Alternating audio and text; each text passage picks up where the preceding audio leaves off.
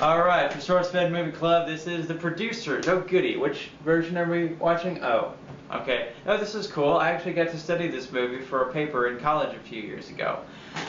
So the story goes that in 1968, Mel Brooks, who is a new up-and-coming comedy director, struck gold with a little spectacularly crazy comedy called The Producers, starring Gene Wilder and Zero Mostel. Many years later, after he was getting up there in years, he'd made many great comedies, many terrible comedies.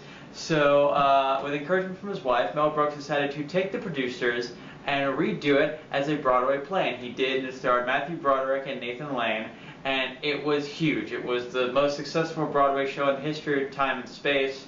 They, won a truckload of Tonys and so forth. So, with that in mind, I guess somebody said, we should immortalize this on film so everybody can see it. So they took the Broadway musical and readapted it into a movie. So it came back. Now I can appreciate the sentiment of taking something that's successful and immortalizing it on film.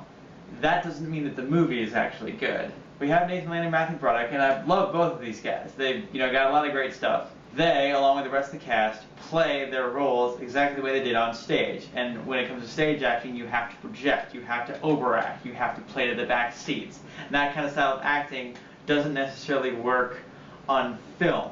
It's kind of off-putting. So it doesn't feel like you're watching a proper film. I mean, really, the best way to watch this is just pretending that you're watching the play on stage. Just pretend you're watching it on stage. Now, they brought back most of the cast from the stage version, except for a couple people, including the actor who played the writer, I've forgotten his name, the Nazi guy, and then the actress who played Ula. So they're like, hey, we got a couple extra spots, let's add some star power. So they brought in the freakishly tall pair of Will Ferrell and Uma Thurman. Now, was anyone else weirded out by seeing Uma Thurman, the bride, basically show up here and play a bimbo? Was that weird for anyone else? Now, it was fun since she's, 6 feet tall, having to hang around with these, tiny little men. But it was just kind of odd, Okay, let me guess. You try to hang up your coat while you were still wearing it. Boy, Roger Bart sure can look like a cartoon character when he wants to, can't he? Really, if you have a choice to watch a movie version of The Producers, just watch the original. That's the version that belongs on film.